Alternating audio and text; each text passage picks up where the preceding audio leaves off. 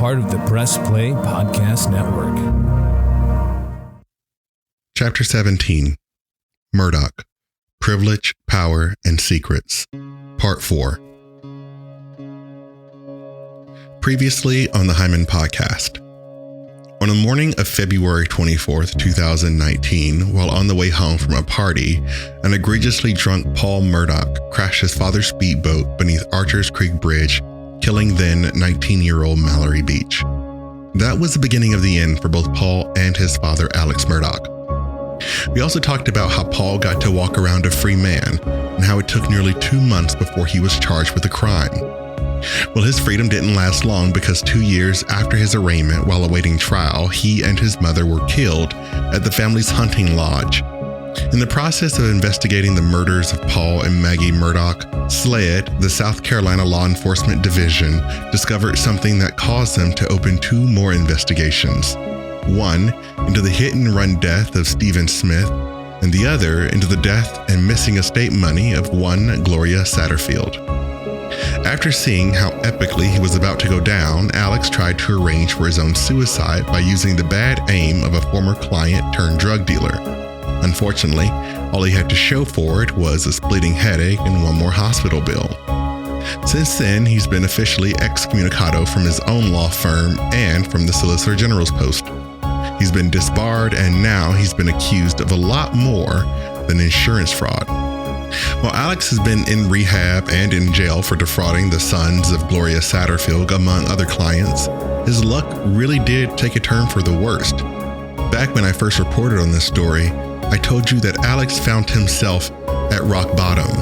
And it turned out that rock bottom had a basement, and that is where Richard Alexander Murdaugh currently resides. And that is also where our story picks up today.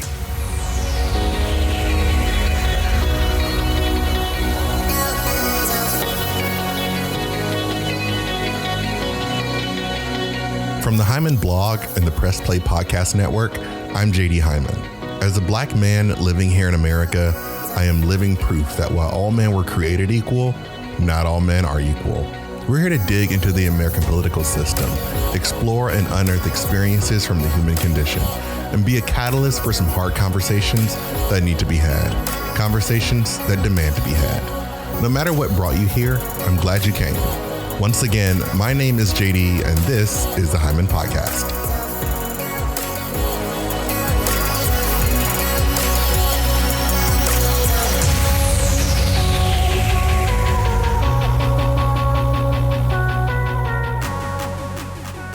Part 1.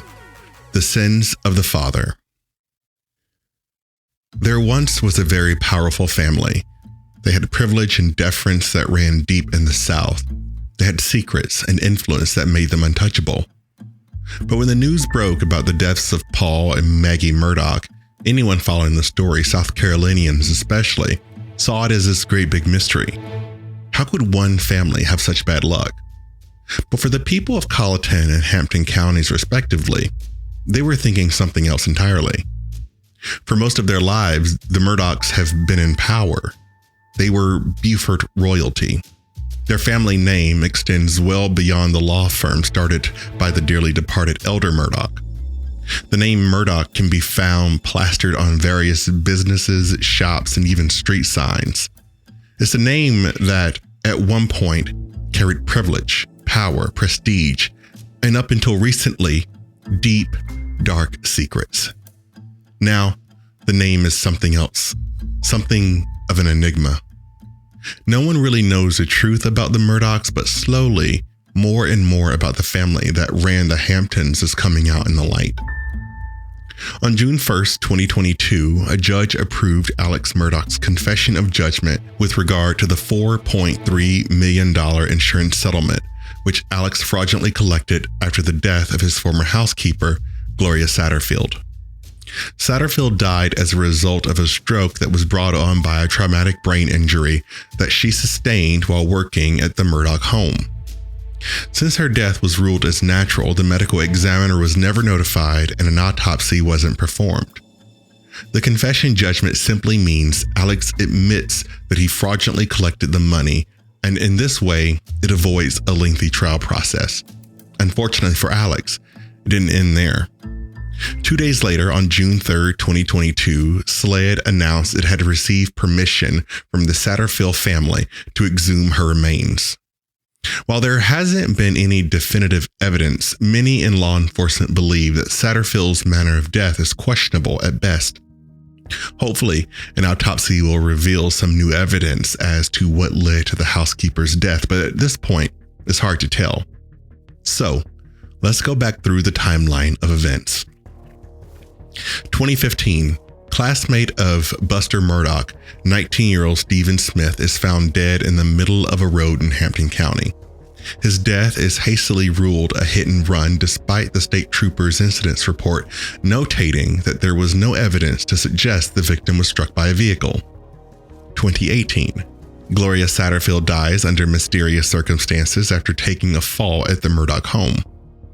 2019, Paul Murdaugh crashes his father's speedboat, killing Mallory Beach and injuring others, including himself.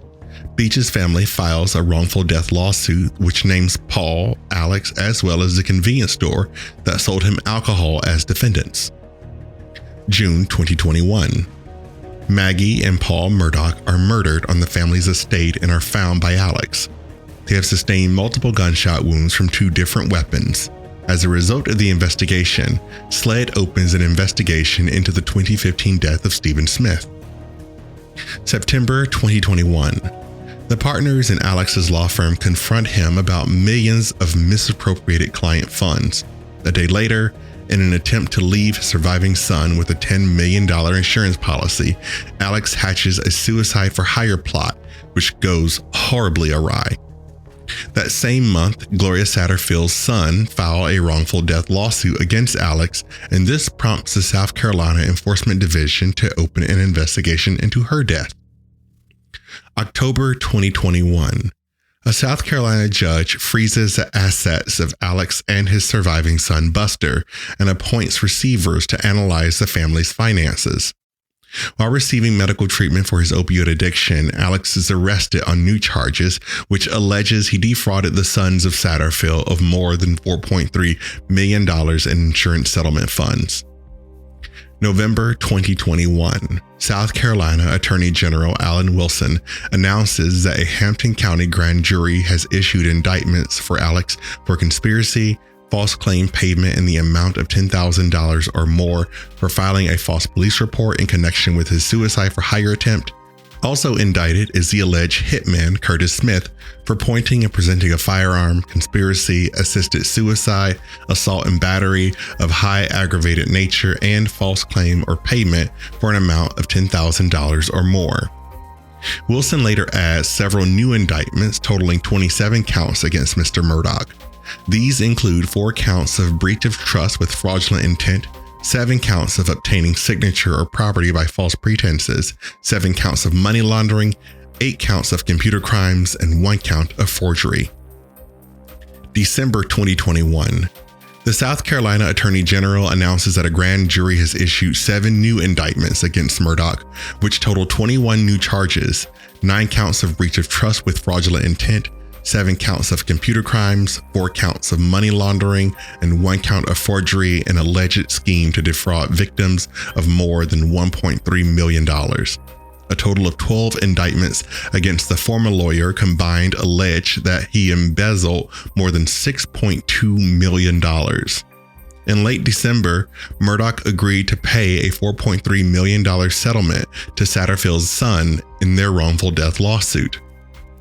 January 2022, a state grand jury hands down 27 new charges against Murdaugh, which accuse him of stealing millions of dollars from people, including a highway patrolman, a quadriplegic man, as well as the sons of Satterfield.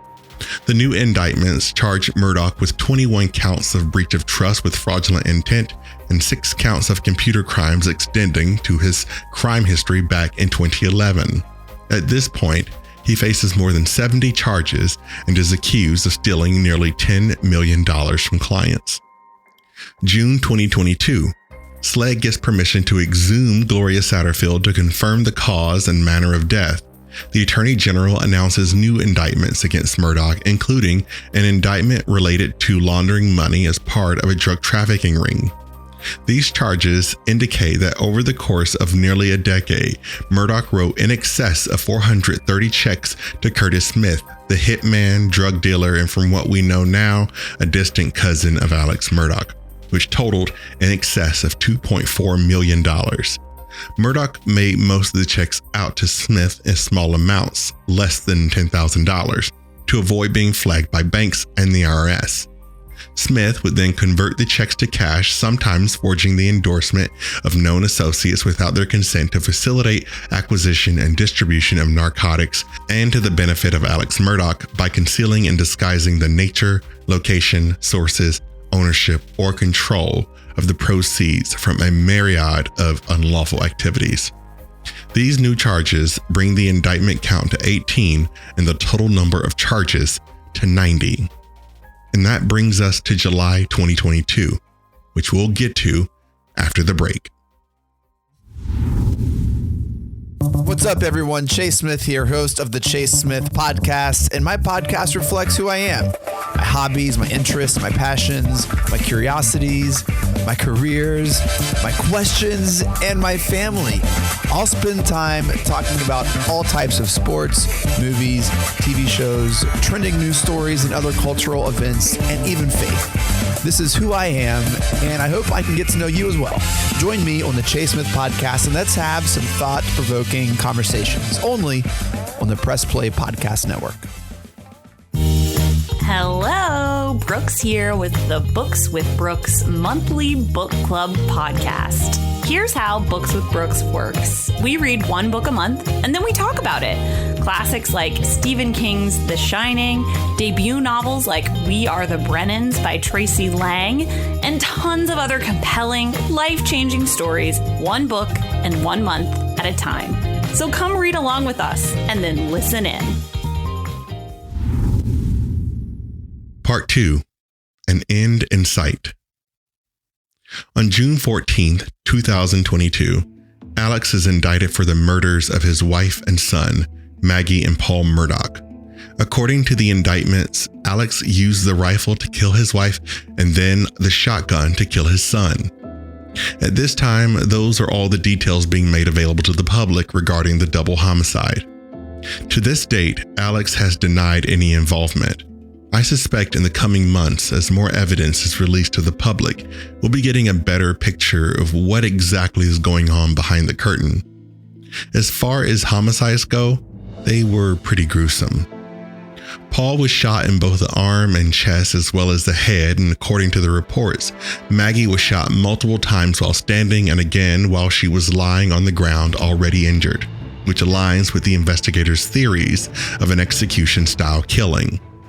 The evidence suggests that Paul was actually the intended target, which makes sense, and that Maggie happened upon the scene, a witness to what happened, a witness that wasn't going to be allowed to reveal the events of that evening. It's also possible, considering the attempt on his own life, Alex was attempting to tie up loose ends, put to bed this nightmare that was rapidly unfolding. On September 23, 2022, Murdaugh's legal team motioned the Colleton County General Sessions Court to grant them authority to issue a subpoena dulcis tecum in order to quote-unquote level the playing field. A typical subpoena is an instrument that is used to compel the appearance of a witness to appear at a given place at a given time. A subpoena dulcis tecum, unlike a typical subpoena, is used to compel an individual to submit documents or records to the court. The individual or party which is served this type of subpoena is not always party to the case, and in some cases completely unrelated. The party may contest the subpoena, but the broad scope and power of these subpoenas can sometimes push the favor of the court to one side over the other. This move aligns with other key moves made by Alex prior to his arrest. Remember, earlier I said Alex wrote the checks to Smith in denominations smaller than $10,000. Well, at some point, and according to unnamed sources, Alex knew he was going to get caught sooner or later, and he stopped being careful, or something like it. Some of the checks that Alex wrote were over $50,000. Once he was arrested, things began to shift, and the narrative that the detectives began to build told an entirely different story. Did Alex owe someone large sums of money? Did it have anything to do with his opioid addiction? Was the execution of his wife and son retribution for Mallory Beach? Was it a debt being collected? Police are even looking into the possibility that Smith had something to do with the murders of Paul and Maggie, that perhaps Alex orchestrated the whole thing. In May of 2022, Smith was administered a polygraph where he was questioned about the murders and whether he had any knowledge of them or took part in them. He failed. While a failed polygraph test is not a direct indication of anything, nor are they admissible in court, they do tell part of the story. It's not enough to just look at the money that Alex Murdaugh stole from his former clients. You have to look at the bigger picture. You have to look at the human factor. Murdaugh stole money from people when they were hurting the most, when they were at their most vulnerable. He stole money from broken and grieving families, money that was intended to rebuild and to repair the lives of the people who had some of their darkest days. Money that was intended to rebuild and repair the lives of people who had seen some of their darkest days. And all the pain and anguish, most of which he sought out, he exploited weaknesses with little to no regard to life. He exploited fragility in a way that can only be described as cruel and unusual. According to his victims, he was kind and intentional. He made an earnest effort to get to know them, to get to know their families and their situations. In terms of predators, he was the worst of them. Not only did he have ill intentions, but he had little to no remorse. And if anything good came out of the horrible events of that boat crash on that fateful night on Archer's Creek when Mallory Beach died, was that it set in motion a series of events that would lead to the downfall of Alex Murdaugh. The night of the boat accident that claimed the life of Mallory Beach, a lot of lives changed. Alex was contending with a lot considering his own life of crime, and now he had to deal with his son who had taken his privilege to the next level. As the power slowly dissipated from the Murdaugh dynasty, it became clear and evident that when power corrupts, it corrupts absolutely. For Paul's part, the sins of the father eclipsed his own in that he'd been at it longer. From the stories of the residents of the Low Country, the Murdaughs were the equivalent to the Southern Mafia, and the ties that bind are wrought with lies, manipulation, and deception. Alex's trial date has been set for January 23, 2023. He'll stand trial for a number of crimes, and he'll do so without the power and influence his name once carried. What happens in open court when prosecutors present a case they've been building for literal years? What new evidence have investigators uncovered? How deep does it all run? What really happened the night that Paul and Maggie were killed? These questions and others we hope to have answers to, but that's a story for another time. For now, all we know is that there once was a very powerful family. They had privilege and deference that ran deep in the South. They had secrets and influence that made them untouchable. And while they had all these things and more, they still fell from grace. And when they fell, the kingdom they spent nearly a century building came down on top of them. And you know what they say about the fall? Sometimes that's what kills you.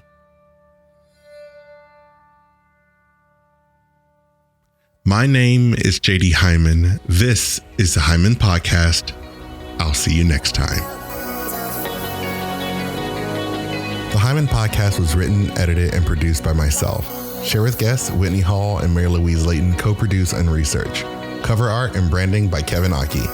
The theme music was composed and produced by Jim Yosef with additional music license from Epidemic Sound. The Hyman Podcast is a production of the Press Play Podcast Network. Press Play is staffed by Chase Smith, our CEO and fearless leader. I serve as Chief Operating Officer, and Brooks May is the Chief Creative Officer. To learn more about the network, sponsorships, guest appearances, or if you're interested in launching your own podcast on our network, visit us on the web at www.pressplaypodcast.com. To learn more about this podcast, our mission and vision, or for sponsorship information, please visit us on the web at www.jdhyman.com.